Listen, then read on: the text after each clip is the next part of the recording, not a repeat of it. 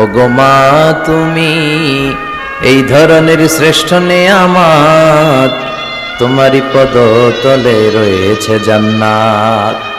বিশ্বনবী সাল্লাল্লাহু আলাইহি ওয়াসাল্লাম সব সময়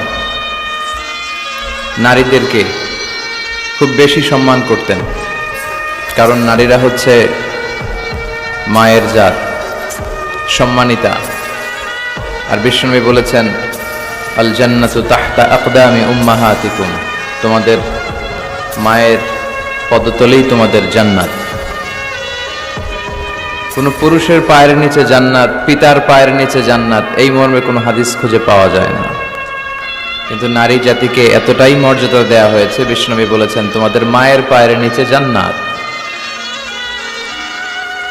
এই পৃথিবীটাকে যদি 1000 বারও বিক্রি করা হয় তাহলে জান্নাতের একটা চেয়ারের দাম হবে না। এই পৃথিবীকে কয়েক লক্ষ বার বিক্রি করে দিলেও জান্নাতের একটা টেবিলের দাম হবে না। আর যে জান্নাত মায়ের পায়ের নিচে পড়ে আছে, তাহলে ওই পা দুইটার দাম কত? ওই পায়ের দাম টাকা দিয়ে কিনা যাবে না, তাই না?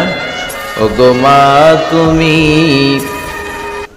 এই ধরনের শ্রেষ্ঠ নেয়ামত, তোমারই পদতলে রয়েছে জান্নাত।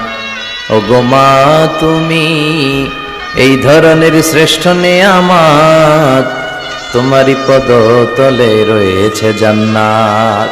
3টা কারণে আল্লাহ তাআলা মায়ের মর্যাদা বাড়িয়ে দিয়েছেন পিতার চেয়ে। 3টা কারণে মায়ের মর্যাদা বেশি। নাম্বার 1 হচ্ছে হামালাতহু উম্মুহু, বাবা সন্তানকে পেটে ধরেনি, পেটে ধরেছে কে? মা। ওয়াহানান আলা ওয়াহান, ব্যথার পরে ব্যথা, যন্ত্রণা, জ্বালা, কষ্ট। পেটের এই কষ্টটা, সন্তান ধারণের প্রসবের কষ্টটা বাবা সহ্য করেনি, করেছে কে? মা। ওয়াফিসালুহু ফি আমাইন, 2 বছর বাবা দুধ খাওয়ায়নি, দুধ খাওয়ালো কে? মা। এজন্য মায়ের মর্যাদা বেশি। এজন্য সব সময় বিষ্ণু ঈসা ইসলাম নারী জাতিকে সম্মান দিতেন। বিশ্বনবী নিজের মাকে বেশি দিন পাননি। বিশ্বনবীর বয়স যখন 6, তখন ওনার আম্মাজান পৃথিবী থেকে ইন্তেকাল করেন। মায়ের কবরের সামনে দাঁড়িয়ে বিশ্বনবী শেষ বয়সে অনেক কেঁদেছেন। বিশ্বনবী একবার জিআররানা নামক জায়গায় কুরবানির গোশত বিতরণ করছিলেন, লম্বা লাইন। হঠাৎ তিনি লাইন থেকে একজন বয়োবৃদ্ধা মহিলাকে আলাদা করলেন, আলাদা করে বড় একটা গোশতের প্যাকেট দিলেন।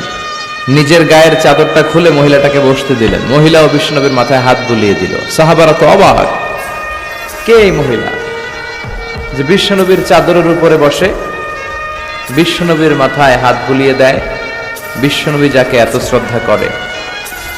সাহাবারা বললেন, ইয়া রাসূলুল্লাহ মান হাযিহিল মারআ, এই নারীটাকে? বিশ্বনবী বললেন, এই নারীটা হচ্ছে আমার দুধমা হালিমা। মায়ের আদর আমি পাই নাই, এই হালিমাতু সাদিয়ার কাছে আমি লালিত পালিত হয়েছি, তার দুধ খেয়ে আজকের আমি তরতাজা নবী মুহাম্মদ। এজন্য বিশ্বনবী নারীদেরকে খুব বেশি পছন্দ করতেন। বিশ্বনবী বলতেন, হুব্বিবা ইলাইয়া মিন দুনিয়াকুম সালাস, তোমাদের এই দুনিয়ার 3টা জিনিস আমার কাছে সবচেয়ে বেশি পছন্দনীয়। এক হচ্ছে আত্তিব, পারফিউম, আতর। বিশ্বনবীর কেউ আতর দিলে বিশ্বনবী ফিরিয়ে দিতেন না, আতর নিতেন। নাম্বার 2 হচ্ছে আন-নিসা, নারীরা।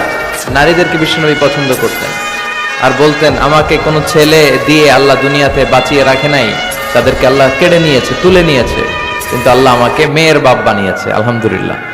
আমাদের সমাজে অনেকে কন্যা সন্তান হলে আমরা খুশি হতে চাই না, এরকম আছে না? নাই? ছেলে হলে খুব খুশি, এলাকার লোকজনদেরকে, পাড়ার লোকদের মিষ্টি খাওয়ায়, বিরিয়ানি খাওয়ায়। আর মেয়ে হলে চেহারাটা বাংলা 5-এর মতো এরকম করে রাখে, অখুশি, নারাজ।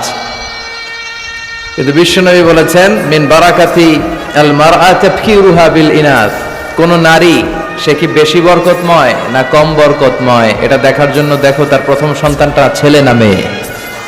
তার গর্ভের প্রথম সন্তান যদি কন্যা হয়ে যায়, বুঝতে হবে এই মহিলাটার ভেতরে বরকত দিয়ে পরিপূর্ণ করে দিয়েছে কে? আল্লাহ পরিপূর্ণ করেছে। তাহলে কোন ঘরে যদি প্রথম কন্যা সন্তান আসে, ওই ঘরটা আল্লাহ বরকতময় করে দেয়। যতটা কন্যা বাবার জন্য ততটা জান্নাত, সুবহানাল্লাহ। যতটা কন্যা ততটা জান্নাত। এরপরে যখন কারো স্ত্রী হয়ে যায়, ইসলাম বলে খায়রুকুম খায়রুকুম লি আহলিহি, তোমাদের মধ্যে ওই ব্যক্তি, ওই পুরুষ আল্লাহর কাছে বেশি সেরা যে তার স্ত্রীর কাছে সেরা। এজন্য সম্মানিত ভাইয়েরা, যারা আমার কথা শুনছেন, আমরা যদি আল্লাহর কাছে প্রিয় হতে চাই, আমরা কিন্তু আমাদের স্ত্রীদের কাছে প্রিয় হতে হবে, স্ত্রীদের সাথে ভালো সম্পর্ক রাখতে হবে। স্ত্রীকে আগে সালাম দেন,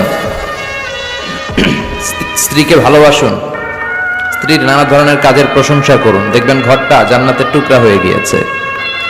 এরপর আপনার স্ত্রী যদি সন্তান সম্ভবা হয়, ইসলাম বলে বাচ্চা ডেলিভারি দিতে যেয়ে যদি কোনো মা দুনিয়া থেকে বিদায় নেয়, আল্লাহ তাআলা কিয়ামতের দিন ওই নারীকে শহীদদের কাতারে দাঁড় করিয়ে দিবেন, তিনি শহীদা।